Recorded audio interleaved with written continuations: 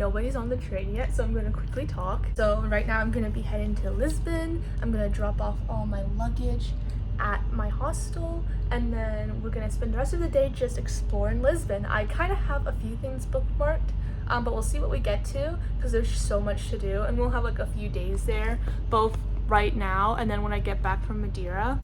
Okay, ladies and gentlemen, welcome to the next chapter of my Portugal trip, which will be a few days in Lisbon. And as you saw from the teaser at the beginning of the video, I did something pretty crazy, and yes, that is what I centered my whole trip around. At this point in my journey though, I was worried something would go wrong because I bought my tickets from StubHub and I heard horror stories of people traveling to the concert just to be turned away at the door because someone else already scanned their ticket. So I didn't want to jinx myself at this point by getting really excited and telling you guys any earlier in case it just all went wrong. Now, the concert wasn't until the next day, so I had this full day to explore some tourist spots and looking at as many monuments as possible that were all generally in the same vicinity so I could just experience the city on foot.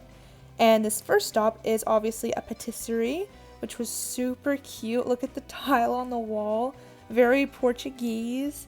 And yeah, that's the name of the cafe. And of course I ordered a hot chocolate.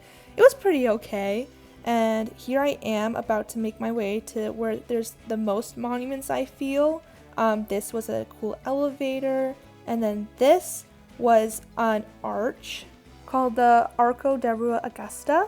Now, an important thing to keep in mind about Lisbon is that there was a giant earthquake in 1759 that destroyed a lot of buildings. So this arch was actually constructed to replace a palace that was just completely destroyed. And the person on the horse is King Jose I, who was basically in charge when they were like in the middle of building the arch. So I think that's why he has a giant statue just in the middle of this square. Moving on, I found this really beautiful street that had these jacaranda trees that I've never seen before.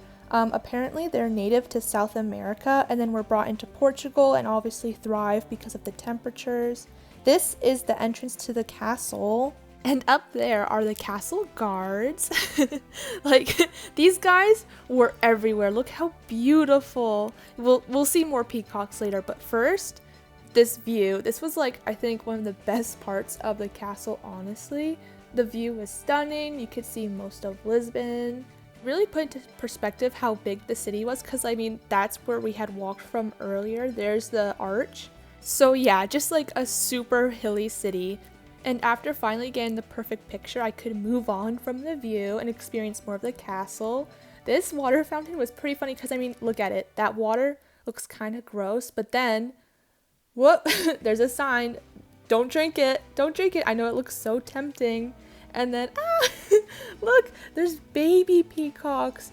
These things were just everywhere. Like, there was multiple, like, I don't know, what do you call them, like flocks of peacock babies just everywhere. They've really taken over this space, as they should. Now let me get into the actual history of the castle. So much like the Moorish castle in Sintra, the São Jorge castle in Lisbon was also originally a Moorish building, specifically a citadel. Citing from the Architectural Review, it later became the spot in Lisbon for important meetings until the earthquake, when it was partially destroyed until the 1900s when it was restored. That archaeology zone actually focused on a few time periods, including Iron Age settlements, Moorish houses, and a 15th century palace. I decided to bring Swift out to enjoy the sun in the castle, because you know it's so fitting to have a dragon in a castle. And here's actually the archaeology museum that they had on the site. I thought it was cute. It was a lot smaller than I was expecting, but I mean, like, look at the tiles, very pretty. And then these are pipe stems, and it was really cool to see them because I find a lot of them at my job back home, and they would basically just smoke tobacco out of them. So it was really cool to see them in a European context compared to what I find at my job back home. And then at this point, the sun was getting super hot.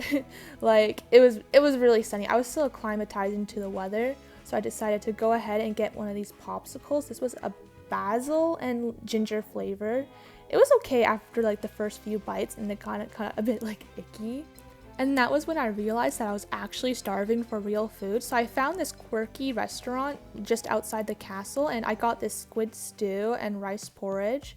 And oh my gosh, this is the most magical part of the day. Forget the castle. My hostel had a friendship bracelet making party for anyone who was going to the Taylor Swift concert the next day, and it was so cute. It was so sweet. I didn't expect them to do anything, and as someone who was going to this concert alone, it was really a great opportunity to meet other girls who are also solo and traveling just to see the concert. So it was great marketing on this part. This is my little cubby where I was gonna sleep for the night and for the rest of my trip here in Lisbon, and it was so good. Here's me about to go to bed. The next day was the concert, remember? So I was super excited.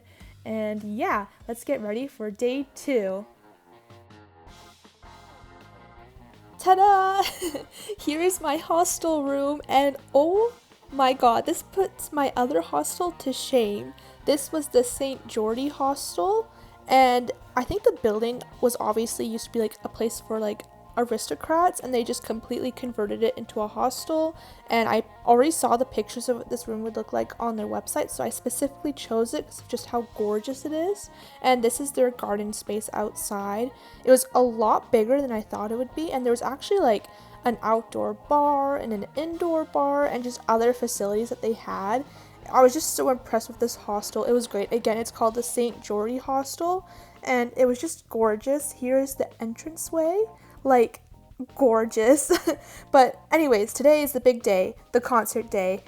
Now, I wasn't gonna start heading over to the stadium until around 2:30 to 3.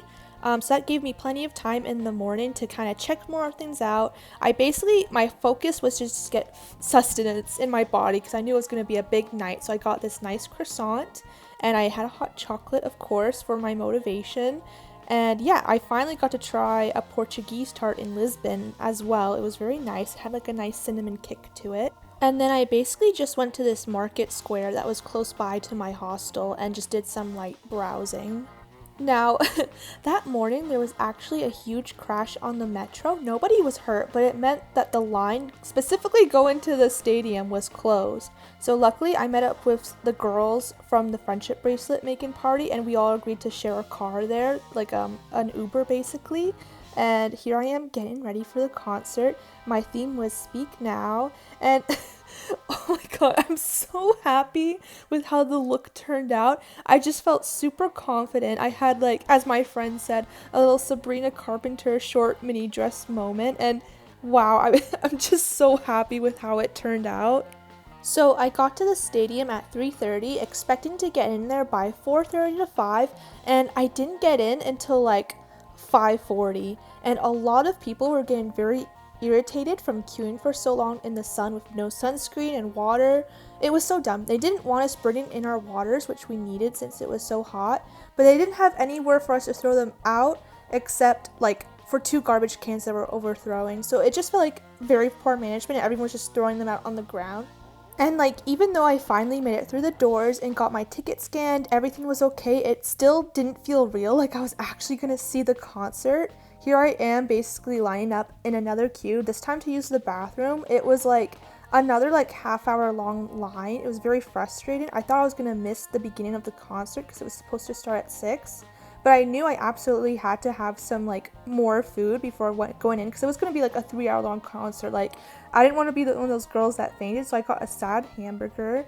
And this is the stadium on the inside. Here's me looking very stressed eating in my burger, and I was on the floor. I surprisingly got a very good like position, and I'm also really tall, which helped a lot. So I got really close to the stage. I don't know how I did it, but here's me looking very pleased with myself, finally relaxing, and ta-da! Here's the beginning band Paramore. Like, guys, they were actually so good. They brought a lot of fun and high energy with their performance that I wasn't expecting at all. Like, I had no expectations for them. So I was so happy I didn't miss them by being like trapped outside. Here's a little beginning video they played of like behind the scenes from the Bejeweled video. Here everyone's getting hyped up because they were playing Applause, and oh, Jesus Christ, it's almost starting. Oh my god. Here's how loud the crowd was. Just everyone's so hyped up, and oh my god. The energy was amazing. It still didn't feel real that like I was actually gonna see Taylor Swift. I was like kind of in shock, honestly. Now I had to film the rest of this video in vertical for my Instagram clips, and also the audio is gonna be gone because I obviously didn't want to get copyrighted, but here they are. They're about to reveal Taylor Swift, holding my breath, and then bam, there you go. There she is. It didn't feel real. Like, holy crap, that's just like a hologram on stage right now. It can't be real. And then bam, look how close she is. Oh my god. It was like I was watching an Instagram video in 4K. It was nuts. Like, we were matching. Her bodysuit was purple like mine. This is her Lover play set. And then here I am FaceTiming my boyfriend during the song Lover. I was shaking, as you can see. Here's The Man, one of my favorite songs. And here's The House Burning Down. Moving on. Sorry, I'm like still so flustered. Here's the Fearless era. And again, she's just so close. I can't believe it. Oh my god. And then here's the Red era. Again, super close. I just can't believe I was such a good spot. It felt like in this moment, she kind of made eye contact with me. Maybe I'm just being delusional, but like, come on. Like, look at that. It almost feels like no matter what I say, I can't convey enough just how exciting this was for me. Here's the song All Too Well, which is the famous 10-minute and 13-second long song. It literally only felt like 3 minutes. And then here's Speak Now, and again, her dress is matching mine. I'm definitely biased, but like, I think this is my favorite Enchanted dress of hers because she's known to like switch up the ball gowns and everything. This one's definitely my favorite, and I also love this song. It was just so magical. This is like the song I would always play when I'm driving. So hearing it in person, it was just crazy. It was just so beautiful and whimsical and magical. And look at the backup dancers. Like, they did such a good job the entire show. It was like really like just a huge performance. And now we're moving on to the Reputation era. I didn't love this album when it first came out, but it's definitely grown on me in recent years. And just the choreography, the stage moving, just like, honestly, like, I can't believe it. At the time, I couldn't really take in all the background, but watching the video back, like, just the whole thing, it's just so sensory overload. Here's another delusional moment where I thought that, like, maybe she could see me, like, right here. She sang Delicate in this song, and it's like a slow song, right? But there was like some people in the audience who were just screaming at the top of their lungs, just completely interrupting and cutting her off. You can kind of see her doing like little smiles at the crowd, like right there. She's like nodding at the people who were just screaming. I won't play it in the video because I feel like that would be really embarrassing for them. But yeah, and I also love this outfit as well on top of all that. And here's Don't Blame Me, and like just you could just see by the lights and the like choreography when the beat dropped, it was just like, oh my gosh. I think it's also important to point that at this point I didn't even notice that it was nighttime. I was just so enraptured by just like the whole show. And now we're moving on to the Folklore and Evermore era. She kind of combined it into one, and it was just like crazy because I didn't know like all the props she used throughout the show, and that this like giant like cabin in the woods would literally be on stage. Like, it really felt like we were pulled into this enchanted forest, even though there was like an overwhelming crowd all around us. But like, I was quickly reminded that I was in fact in like a giant sea of people. Here's like the standing ovation she got, and like I lowered this volume a lot or else it would be like ear splitting to hear, especially for headphone users. But like listen to that, just like energy. And I'm sure she does this with every show where like she pauses to hear the crowd cheer for her. But this went on for so long, as you can see. It was just like, wow. They even turned on the lights, which in the moment was very jarring, but at the same time weirdly grounding, because it was like almost like made like a forced stop with the show. And I was reminded, oh yeah, I'm literally in the concert right now, living in the moment, living in the present. It was like very grounding, even though it was like I said, very jarring to suddenly have all the lights on. And then here she is doing some more singing. I think she was singing Cardigan here, and just like her dress and the movement and how it flows. I really want like a dress like this for myself, because it just is so like, look at that. It's just like, I want to do that with a cape. And here she is running towards us. Again, just shocked by how close I was and beautiful the moment was. Like she said at the beginning of the show that afterwards we would all then associate our favorite songs basically with this memory right here sitting with her. And I think this is definitely one of those moments for me, because again, I love listening to Cardigan, and I'm so thankful that I now have this new special memory. Like, it was already crazy that I literally traveled across the ocean just to see a concert, but it was so worth it. Like, I don't know how else to explain it unless you are like a huge concert lover yourself. This song was Willow, and I loved the choreography for this one. I think it was definitely my favorite because of just how like they were just all witches. I'm sorry, I know I keep saying like a lot. I'm just like just reliving the moments by watching these clips back. This is the first time I'm seeing it all compiled at once, and like I feel like I almost got like amnesia in certain parts, and just watching this is reminding me of all of that. It's just like, wow, like I'm so happy and grateful that I went. And like I said, some people thought I was really weird to travel just for a concert, but like this was good. This was a good decision that I made. I have no regrets. Just like, look, it's just like she's in her own little witch circle. It was just so beautiful. And just the way that all of the cloaks and dresses were just swishing around themselves and everything. Okay, I'm gonna try going forward to stop saying like, because I know I've said it like literally 8 times in like the last 5 minutes. So here I go.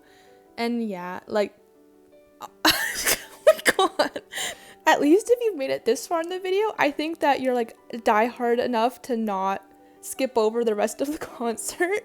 So moving on, here is the 1989 era, and I was super excited with her outfit. It was very Little Mermaid-esque. Again, she wasn't so much in front of me, so here's like a lot of like screen footage, which was really nice to have. I tried in the moment to look as much as possible at her and not at the screen. But for this, I did look at the screen just because she was a bit more farther. Oh, wait, there she is. And yeah, no one told me that there would be bikes. And like the props, again, I keep referencing like just like the whole production value. Of course it would have a big production value. It's Taylor Swift. But I still found myself just being so surprised with every song and just something new happening on stage.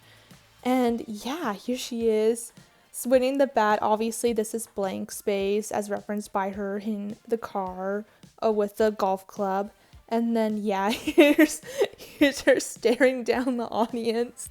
Now I'm not gonna lie, at this point I was starting to feel a bit loopy and dehydrated, but I didn't want to give up my spot at the front because I knew the moment I went back to get water I would just lose my spot completely. So I stuck it out because I wanted to see the Tortured Poets Department section. Here's some pyrotechnics going on.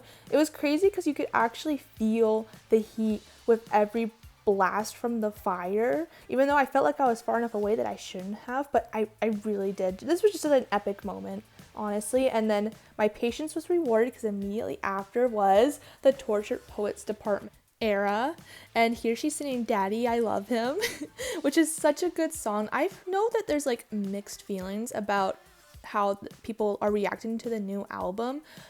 At first I wasn't the biggest fan of it because I felt like all the songs sounded so similar, but now I'm like definitely obsessed with it. I just find that each song, even though they're more sadder songs, it's almost like they represent like feminine rage and makes me feel so empowered just by how angry they are, if that makes sense. And then yeah, here she is singing. It looks like she's singing in like a church with like the windows all around her. It was just so cool. Here she's sitting So High School. Travis Kelce was not in the crowd. I was kind of hoping he would be, but like that's okay. I'm happy just to live in the moment and just have Taylor Swift there. I know he's been in a lot of like all the other shows recently, which is super nice. Here she's sitting like, I'm down bad, crying at the gym. She finally brought out the Roomba and was Roombaing around the stage, which is so cool.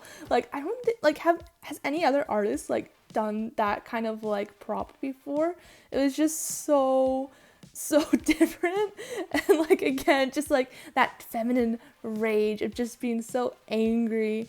It's just so satisfying. This I wasn't expecting, like this whole typewriter on the bed moment. It was just like, look at that, like that's art right there. I know I said Willow was my favorite, and I think it still is, but this is definitely like a very close second. And in case you didn't know, she's singing Fortnite for this part.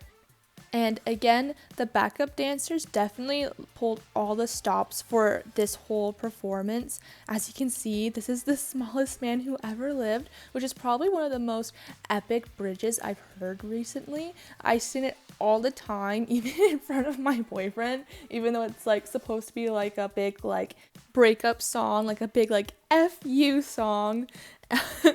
But like sometimes you just need to like scream out songs like that every so often. And then here's the like famous part where it's like they're helping her dress up for the next song, I Can Do It With a Broken Heart, with the whole jazz number. I just thought this was so like theater kid of her. It was so fun. But it was at this point that I realized, wow, I really need water, like really need water. I was starting to get like a bit like of tunnel vision. So during her surprise songs, which were The Way I Love You and The Other Side of the Door, I squeaked to the back. I gave up my spot. There was no getting it back. But this was the first time I felt like I could actually breathe, because there wasn't like a whole crowd of people just crushing me from all sides. So in the midnight era, I was really able to like dance, because I actually had space to dance. Here she is. I kind of got a closer look of her in one corner of the stage, and this was really the era that kind of brought me back into liking Taylor Swift, because there was a period of time where I kind of like fell off the bandwagon, but something about Midnights, I was like, you know what, I still love Taylor Swift. And here we are today with me literally traveling to Portugal to see her live, which I never ever thought would happen in a million years. And yeah, this is like karma.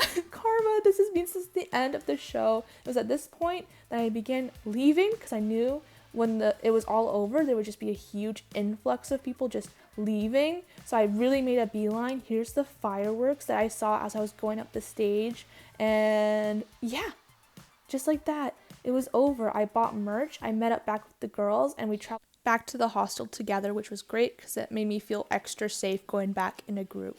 And then here's the next morning. It's so much chiller than the night before. Like, I swear my ears were still ringing. I was like, okay, I didn't have long in the morning, because then in the afternoon I was actually going to be flying to Madeira. So I went to this spot that had a famous viewpoint of Lisbon. It's called the Miradoro de Santa Luzia, and as you're about to see, everyone else on Instagram also saw the same viewpoint as me and also wanted to get their photos taken there, which makes so much sense. Like, I'm not angry that the public was there, because I literally went in peak season to visit Portugal and during the time when there's a Taylor Swift concert, and there were so many tourists. But again, I completely understood, because like I was also a tourist as well, and like when you go out to the public, of course the public is gonna be there too. So I found that street again with the jacaranda trees, and I decided, well, you know what, let's go into Lisbon Cathedral. I just have enough time to squeak in there before I have to go back to the hostel and take my luggage and go straight to the airport. And again, it had a beautiful view. Again, this was all like in the same vicinity of each other, so it was really easy to walk there. This was kind of like my Notre Dame moment, just seeing the window from this side. It actually felt really powerful for some reason. And then here's the beautiful stained glass from the inside. This is a Roman Catholic cathedral, and it was actually one of the few structures that surprisingly survived that big earthquake I was talking about earlier. So yeah, good for it. I got a quick gelato break, and then yeah, here I am heading to the airport. As you can see, I started using the cars a lot more, like Bolt and everything, because they were just so affordable. Like they would only be €1 more expensive than taking the bus or the train. So it was really worth it and got me to the airport quickly. And here I am on my flight. I hate flying, so I was very nervous. It also didn't help that I had no legroom, but that's to be expected with how tall I am. But I was determined to just be calm during this flight. It was only going to be a couple hours. And then I noticed for the first time what plane I would be taking. Yeah. See you in the next part, everyone.